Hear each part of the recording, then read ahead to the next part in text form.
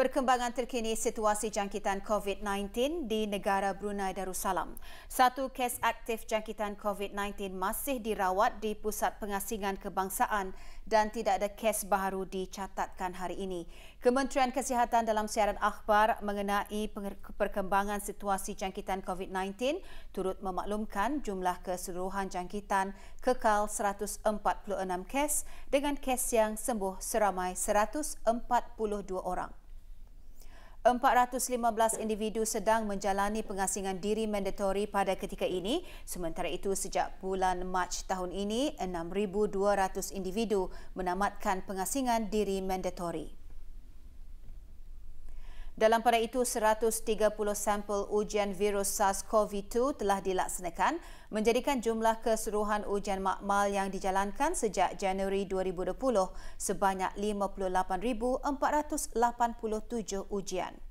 Bagi maklumat lanjut dan perkembangan terkini, layari laman sesawang Kementerian Kesihatan dan talian seperti yang tertera.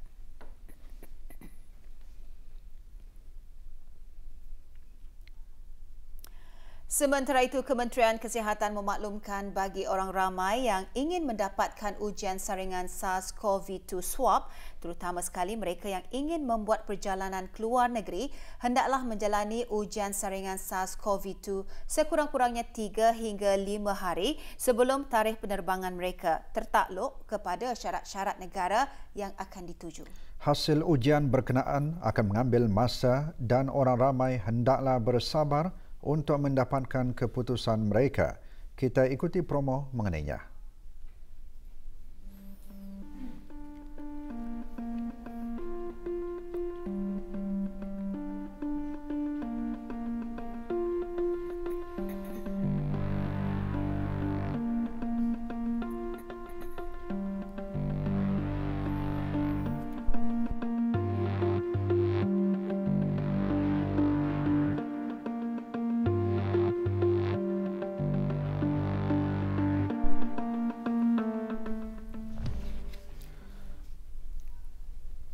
18 buah premis perniagaan dikenakan denda kompaun keseluruhannya sebanyak RM4,600 setelah didapati tidak mematuhi arahan-arahan yang telah dikeluarkan oleh Kementerian Kesihatan. Kesalahan didapati semasa unit penguatkuasaan kesihatan menjalankan operasi merati dari 21 September hingga 27 September 2020 di premis-premis perniagaan di seluruh negara. 84 buah premis perniagaan yang diperiksa termasuk di kawasan Kampung Selam Bigar, Menglain, Mulaun, Gadong, Mentiri, Sengkurong, Bengkurong Masin, Bandar Seri Begawan, Masjid Suri Seri Begawan Raja Pengiran Anak Damin, Kampung Manggis Madang di daerah Brunei Muara, di daerah Belain, Kampung Sungai Liang, Kampung Lumut dan Masjid Labi. Sementara di daerah Tutong, Kampung Bukit Sibun dan di daerah Temburong, Pekan Bangar dan Mukim Amo. Antara kesalahan-kesalahan yang dikenakan denda kompaun ialah pengendali dan penyedia makanan dan tukang gunting rambut serta establishmen kecantikan dan kesihatan tidak memakai sungkup muka, tiada pemeriksaan suhu badan, tidak menggunakan kod QR Bruhel dan menyediakan makanan secara buffet tanpa mengikut garis panduan yang dikeluarkan oleh pihak Kementerian Kesihatan. Para pengurus dan kakitangan premis-premis perniagaan diingatkan untuk mematuhi arahan yang telah dikeluarkan oleh Kementerian Kesihatan dan agensi-agensi kerajaan lainnya. Mereka perlu melaksanakan tanggungjawab sosial masing-masing dan membudayakan langkah-langkah pencegahan penularan COVID-19 di premis perniagaan. Selain itu, orang ramai terutama para jemaah yang berada di kawasan premis masjid, surau dan balai-balai ibadat dinasihatkan untuk memakai sungkup muka dan mematuhi garis panduan yang telah dikeluarkan oleh pihak kerajaan. Pengurus premis juga dikendaki untuk mendapatkan kod QR Bruhel yang khusus bagi premis-premis mereka dan mencetak kod QR dan dilekatkan di kawasan yang mudah diimbas oleh pelanggan. Pengurus premis juga diingatkan untuk menggunakan aplikasi Premis Scan bagi memudahkan pelanggan-pelanggan yang tidak menggunakan aplikasi Bruhel di telefon bimbit mereka. Orang ramai boleh melayari laman web Kementerian Kesihatan di www.moh.gov.bn atau Facebook dan Instagram Kementerian Kesihatan untuk mendapatkan maklumat terkini. Sebarang aduan atau laporan mengenai premis-premis perniagaan yang tidak mengikuti arahan-arahan yang dikeluarkan, orang ramai boleh membuat aduan dan menghantar email kepada health.enforcement@moh.gov.bn atau menghubungi 123. Situasi wabak COVID-19 ketika ini menjejaskan pengajaran dan pembelajaran di sekolah-sekolah. Pelbagai perkara diambil kira termasuk teknik berkesan yang boleh digunakan oleh guru-guru dalam menyampaikan kurikulum. Menteri Pendidikan berucap pagi tadi pada persidangan Hari Guru sempena sambutan Hari Guru ke-30 pada tahun ini. Sidang pada kali ini berjulung kali dan sepenuhnya diadakan secara maya disebabkan COVID-19. Yang Berhormat Datuk Seri Setia Awang Haji Hamzah bin Haji Sulaiman menegaskan keutamaan untuk menyampaikan pembelajaran berasaskan penyelidikan dan terapan di bilik-bilik darjah yang memerlukan guru-guru menjadi lebih kreatif dan inovatif dalam menyampaikan pengajaran kepada para pelajar. In this regard, the Ministry of Education is committed in supporting our teachers' professional development in developing their competency to deliver a pedagogy capable of meeting the demands of the Industry 4.0, particularly developing the students' 6 Cs that are critical thinking, collaboration, communication, creativity, citizenship, and connectivity, and ability to remember, understand, apply, analyze, evaluate and create knowledge within and across subject domains. There is no doubt that inculcating creativity and innovation in our education system will be a complex task. However, given the quality of teaching workforce, school leaders, and leadership across all levels of the education system, we can work together in developing the pedagogical authority to our teachers while providing them with clear guidelines and support. An excellent platform for teachers, school leaders. Antara isu yang dibentangkan ialah kesan penggunaan teknologi makluman dan infokomunikasi terhadap revolusi industri 4.0 dan juga pembelajaran dan pengajaran abad ke-21. Kira-kira 1,600 orang menyertai persidangan. Mereka terdiri daripada guru-guru sekolah rendah dan sekolah menengah di bawah kawalan Kementerian Pendidikan, semua sekolah swasta serta sekolah Aram di bawah kawalan Kementerian Hal Ehwal Agama, termasuk institusi-institusi pengajian tinggi awam dan Institut Pendidikan Teknikal Brunei IBTE. Juga hadir Datin Seri Paduka Dr. Haji Romaizah binti Haji Muhammad Saleh, Timbalan Menteri Pendidikan. Dengan tema memperkasa kecemerlangan pendidikan melalui inovasi, persidangan Hari Guru didahului dengan ucap tama bertajuk Pengajaran Inovatif untuk mengubah lanskap pendidikan. Mereka bentuk kurikulum, pedagogi dan penilaian. Ucap tama disampaikan oleh Andrea Zafiraku dari United Kingdom yang merupakan pemenang anugerah guru global Yayasan Verke pada tahun 2018. Andrea Zafiraku antaranya mengongsikan pengalaman beliau sebagai seorang guru yang berjaya mengubah kehidupan dan persekitaran pelajar dalam menyokong pengajaran dan pembelajaran dengan menerapkan kaedah-kaedah baharu mengikut keperluan pelajar. 2 orang ahli panel forum antarabangsa iaitu dari Singapura dan Filipina menyertai sesi forum yang turut melibatkan 3 orang guru tempatan. Forum membincangkan pelbagai inovasi yang tertumpu pada kurikulum, pedagogi dan penilaian yang digunakan pakai oleh guru-guru dari semua peringkat dan disiplin di negara ini dalam melaksanakan pengajaran dan pembelajaran semasa wabak. 36 kertas kerja dibentangkan dan 15 e-posta dipamerkan di laman sesawang rasmi persidangan Hari Guru iaitu www.tdc.bdta.tech. Matlamat utama persidangan pada tahun ini ialah menyediakan platform bagi guru-guru untuk berkongsi dan membincangkan amalan yang berinovatif bagi meningkatkan prestasi pelajar dan kualiti pendidikan negara sesuai dengan tema Hari Guru pada tahun ini, iaitu pendidikan berkualiti teras kecemerlangan pelajar. Persidangan Hari Guru 2020 sempena sambutan Hari Guru ke-30 merupakan satu platform terbaik bagi para guru, pemimpin sekolah, penyelidik dan profesional dari pelbagai bidang pendidikan untuk memupuk kerjasama dan mengongsikan amalan-amalan terbaik mengenai pendekatan inovatif dalam pendidikan. Kenyataan tersebut dikongsikan oleh beberapa orang pembentang kertas kerja dan peserta persidangan Hari Guru 2020. Diadakan secara virtual, the outreach is far more than the previous years because kalau tadi bercakap pasal mengadakan conference secara fizikal, ia adalah terhad in the sense that there's only invited teachers to come, but for this one we can invite more teachers into one session. For example, ada sampai one session itu sampai 200 participants in that room, so that's a huge number.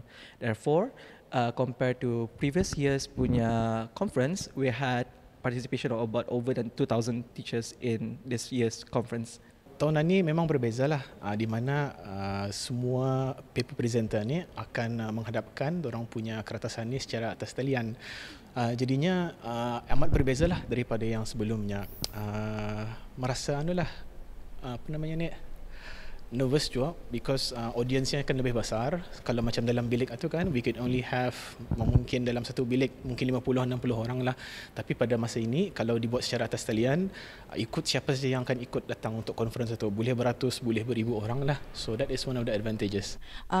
Saya telah mempelajari beberapa kaedah baru dan mendengar pengalaman dan strategi pembaikan untuk meningkatkan pencapaian murid dan mempelajari melalui pengajaran inovasi yang telah dikongsikan lebih lagi untuk meningkatkan pengajaran semasa wabak COVID-19 yang masih dalam di tahap berjaga-jaga. I get to learn new things, listen to some experiences from the outside educators, and I also get some improvement strategies on how to improve the pupils' achievements.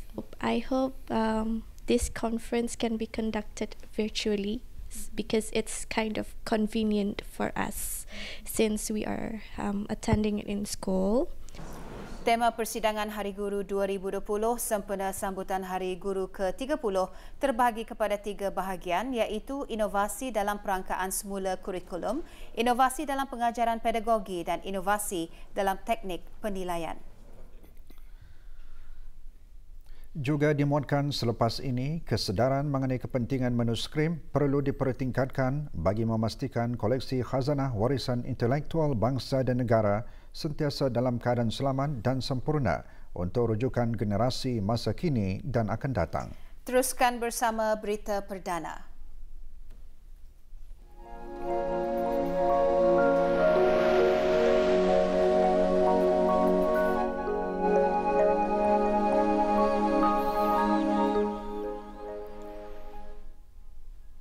Negara Brunei Darussalam dan Republik Singapura berkongsi visi yang sama untuk membangun kedayatahanan dalam kalangan masyarakat yang prihatin dan inklusif. Ini terutama melalui gabungan usaha pihak kedua-dua kerajaan serta rakan-rakan kongsi utama dengan pelaksanaan program dan inisiatif pada masa kini dan akan datang. Menurut Menteri Kebudayaan Belia dan Sukan, kerjasama dalam bidang-bidang kepentingan bersama yang baharu akan dapat diterokai terutamanya dalam komitmen bersama untuk menjaga serta memastikan kesejahteraan dan kebajikan rakyat sentiasa terpelihara. Yang Berhormat Major Jeneral Bersara Datuk Paduka Seri Awang Haji Aminuddin Ehsan bin Pihin Orang Kaya Saiful Buluk Datuk Seri Paduka Haji Abidin menjelaskan perkara tersebut semasa Majlis Penandatanganan Memorandum Persefahaman MOU dalam bidang pembangunan sosial antara Kementerian Kebudayaan, Belia dan Sukan Negara Brunei Darussalam dengan Kementerian Pembangunan Sosial dan Keluarga Republik Singapura. MOU tersebut berperanan sebagai asas bagi mengadakan kerjasama praktikal dan program-program peningkatan kapasiti antara lain melalui perkongsian amalan terbaik dan pertukaran maklumat, penempatan kerja dan pelaksanaan program latihan berkaitan hal ehwal kebajikan, perkhidmatan kebajikan dan perlindungan mengenai kanak-kanak, warga emas, wanita dan orang kelainan upaya OKU. Majlis penandatanganannya diadakan secara maya bertempat di Stadium Negara Hasanal Bolkiah Brakas. Yang berhormat seterusnya berkata pelaksanaan MOU itu nanti akan meningkatkan lagi kerjasama yang sedia ada untuk terus bekerjasama melalui perkongsian dan peningkatan amalan terbaik daripada kedua-dua belah pihak. The crucial areas of social services and social protection will continue to be strengthened. Sementara itu Tuan Yang Terutama Masagos Zulkifli bin Masagos Muhammad, Menteri Pembangunan Sosial dan Keluarga Republik Singapura menjelaskan MOU tersebut menunjukkan tekad kedua-dua kementerian untuk membangun masyarakat yang berdaya tahan serta memastikan golongan yang terjejas tidak ketinggalan. Pengeran Haji Muhammad Hasnan bin Pengeran Haji Ali Hassan, Setiausaha Tetap Kementerian Kebudayaan, Belia dan Sukan, menandatangani bagi pihak kerajaan ke bawah Duli Yang Maha Mulia Paduka Seri Baginda Sultan dan Yang di-Pertuan Negara Brunei Darussalam dan Mr. Stanley Loh Ka Leong, Setiausaha Tetap kedua Kementerian Pembangunan Sosial dan Keluarga, menandatangani bagi pihak kerajaan Republik Singapura. Manuskrip adalah sumber primer yang sangat berharga dan bernilai sebagai bukti warisan peradaban bangsa dan masyarakat sesebuah negara. Justru kesedaran mengenai kepentingannya perlu dipertingkatkan bagi memastikan koleksi khazanah warisan intelektual bangsa dan negara sentiasa dalam keadaan selamat dan sempurna untuk rujukan generasi masa kini dan akan datang. Perkara tersebut dijelaskan oleh pemangku pengarah muzium-muzium pada perasmian Bengkel Asas Pemeliharaan Manuskrip dan Digitalisasi pagi tadi.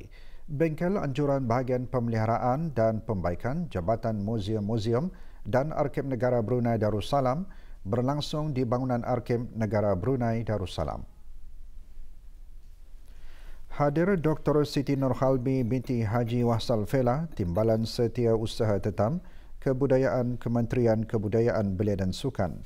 Menurut Pengeran Haja Mahani binti Pengeran Haji Ahmad, pemangku pengarah muzium-muzium, usaha menyelamat dan menguruskan khazanah berharga bukan perkara mudah. Kekurangan alat perkakas turut mengakibatkan manuskrip memakan masa yang lama untuk dipelihara. Lebih menyulitkan lagi, belum ada makmal maupun kaki tangan yang mahir dan pakar dalam bidang yang berkaitan. Perkara ini akan mengakibatkan kerugian dan kehilangan yang amat besar apabila manuskrip bernilai bertambah rosak. Justru itu, bengkel ini akan menjadi jambatan antara para peserta bengkel dalam pemeliharaan mengikut peredaran zaman teknologi bagi mengimbangi keadaan dan keselamatan manuskrip. Bengkel dijadualkan berakhir pada 3 Oktober 2020. Ia diisikan dengan pelbagai program khusus dalam pemeliharaan manuskrip dan digitalisasi. Diadakan buat kali yang ketiga, bengkel pada kali ini tertumpu pada pemeliharaan bahan-bahan kertas yang menjurus kepada pemeliharaan manuskrip. 29 orang peserta dari beberapa institusi kerajaan didedahkan kepada asas pemeliharaan kertas secara teori dan praktikal, termasuk mengadakan beberapa lawatan, antaranya ke bahagian pemeliharaan dan pembaikan, Jabatan Muzium-Muzium, Dewan Bahasa dan Pustaka dan Pen Borneo Pusat Sejarah.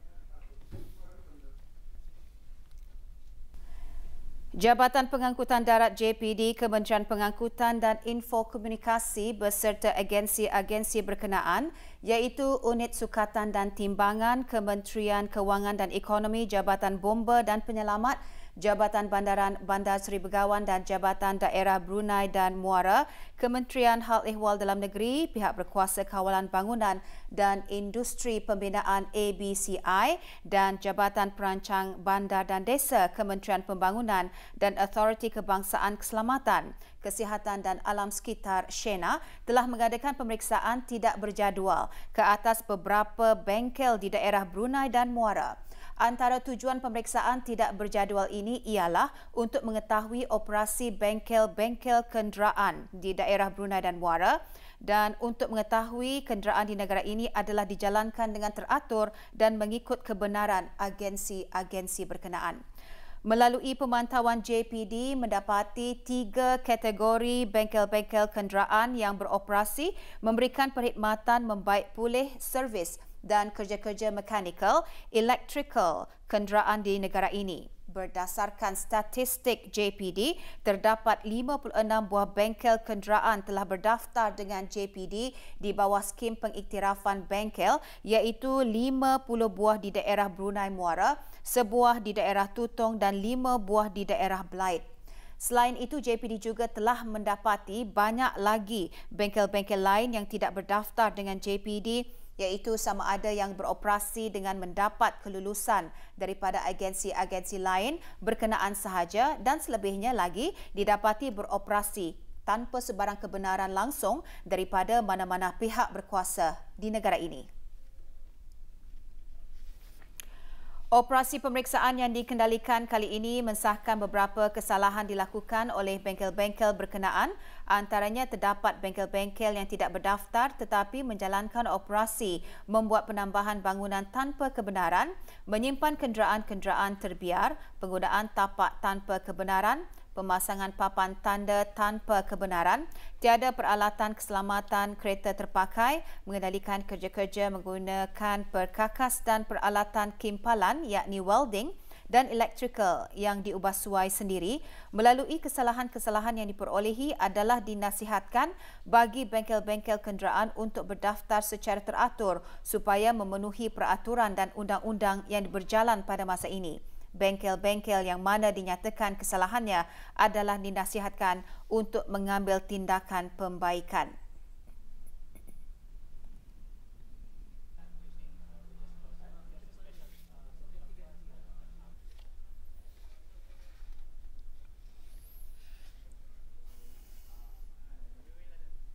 Untuk memastikan bahawa bengkel tersebut mematuhi segala peraturan yang telah ditetapkan oleh agensi-agensi yang berkenaan.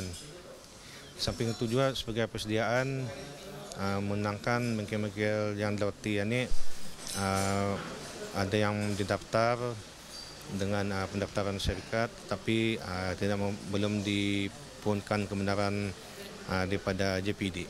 Apa yang dapat diperhatikan terdapat beberapa kekurangan di bengkel-bengkel yang telah dilewati dan diboleh diberikilah. InsyaAllah akan didapatkan laporan daripada agensi kesenaan dan dibuatkan tindakan selanjutnya.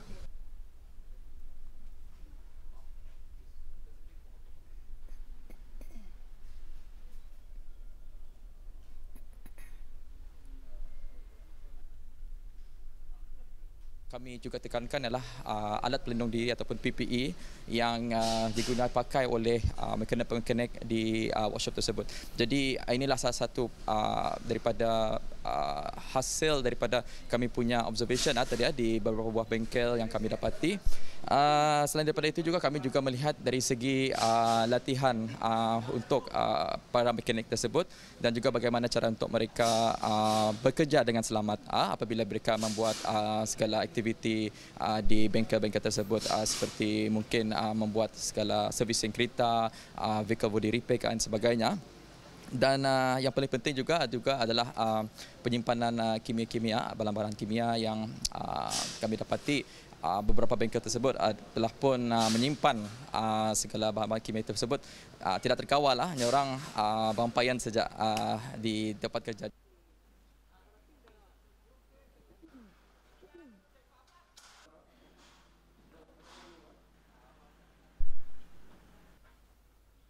Apa yang kami lihat ialah dari segi parameter perancangan. So for the time being, we'll do the site inspection dan we'll see in term of our parameter perancangan, iaitu daripada garis bangunan, daripada kegunahan in term of the parking spaces yang being approved atau apa dibuat di kawasan-kawasannya bengkel ni. Sebagai contoh daripada jalan laluannya tu, is there any obstruction on the jalan laluan or is it clear or not? Dan we'll check on the kegunaan dalaman. JPD memaklumkan orang ramai bahawa bengkel-bengkel yang telah berdaftar dengan JPD adalah bengkel-bengkel yang telah melalui proses-proses pengiktirafan tertakluk kepada mesin dan peralatan, kapasiti, kecekapan dan kepakaran bengkel-bengkel berkenaan.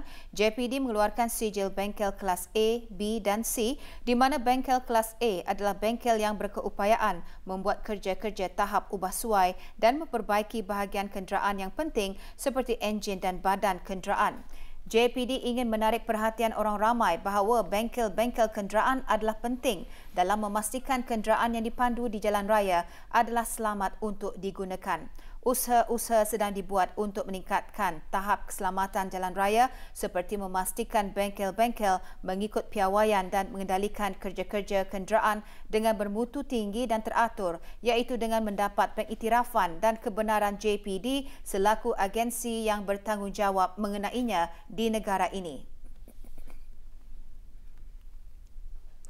Orang ramai khususnya para belia perlu diterapkan dengan kebolehan yang berkaitan dengan tugas imam dan bilal agar dapat menjadi generasi penerus yang boleh diketengahkan dalam memberi khidmat kepada masyarakat.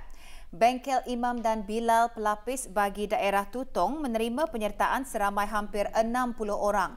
Bengkel diadakan selama 2 hari di Masjid Hasan Al-Bolkiah, Pekan Tutong.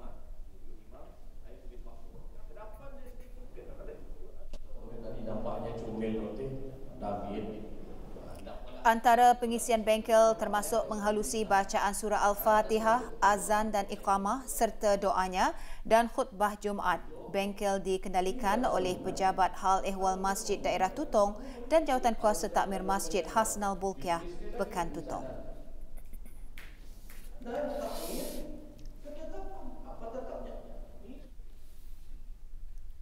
Sebuah syarikat dan 2 individu dikenakan kompaun setelah didapati melakukan kesalahan di bawah Akta Kesalahan-Kesalahan Kecil Penggal 30 iaitu membuang sampah barang binaan dan pontong rokok di tempat awam di kawasan Kampung Bunon, Kulam dan sekitar Bandar Seri Begawan.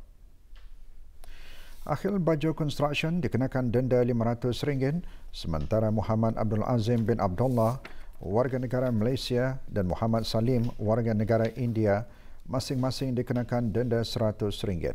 Syarikat dan individu-individu berkenaan dikendaki membayar kompaun dalam tempoh masa 7 hari. Kegagalan berbuat demikian boleh mengakibatkan kes berkenaan dihadapkan ke mahkamah. Pusat pendermaan darah pada masa ini memerlukan darah jenis A bagi kegunaan pemindahan darah pesakit-pesakit, terutama sekali bagi pesakit thalassemia dan pesakit yang akan menjalani pembedahan. Sehubungan itu, Kementerian Kesihatan melalui Pusat Pendermaan Darah, Jabatan Perkhidmatan Makmal akan mengadakan kempen derma darah selama 2 hari bermula esok 29 September 2020 dan hari Khamis 30 September. Kempen akan diadakan di Dewan Persidangan Utama Blok A, Kementerian Pendidikan Berakas bermula pukul 9 pagi hingga 11.30 pagi. Orang ramai yang ingin menderma darah diingatkan untuk mengimbas kod QR dan mengamalkan penjarakan sosial di tempat-tempat kempen diadakan. Maklumat lanjut hubungi Pusat Pendermaan Darah di talian 224-2424, sambungan 5745 atau 6001 atau email ke bloodbank@moh.gov.bn atau ikuti Instagram dan Facebook @bloodbank.ripas. Di bawah program Pemimpin Muda YLP Beasiswa Kerajaan Jepun tahun ini, seorang pelajar tempatan Muhammad Zaim bin Abu Bakar telah dipilih untuk melanjutkan pengajian dalam bidang pentadbiran dan dasar awam di Institut Siswaza Kebangsaan bagi Pengajian Dasar GRIPS Jepun. Majlis perpisahan dihadiri oleh Tuan Abe Hiroshi, Timbalan Ketua Misi yang juga Kaunselor Kedutaan Jepun di negara ini. Beasiswa sepenuhnya oleh kerajaan Jepun ini dihasrat dapat memberi peluang kepada pelajar untuk memainkan peranan sebagai pemimpin negara di masa akan datang. Selain itu, ia juga bertujuan untuk memperluaskan jaringan persahabatan antara kedua-dua buah negara. Sebahagian jalan raya di Simpang 51 kawasan skim Tanah Kurnia Rakyat Jati Rimba masih ditutup kepada pengguna jalan raya. Dalam siaran akhbar Jabatan Kerja Raya Kementerian Pembangunan, penutupan adalah bagi memberi laluan kerja-kerja pembaikan kabel voltan tinggi 66 kV. Para pengguna jalan raya di kawasan berkenaan diingatkan untuk sentiasa berhati-hati apabila melalui kawasan tersebut dan mematuhi tanda-tanda lalu lintas demi mengelakkan perkara-perkara yang tidak diingini. Sebarang aduan hubungi talian Darussalam 123 atau live chat 8333123, Facebook Jabatan Kerja Raya Brunei Darussalam dan email pro@pwd.gov.bn.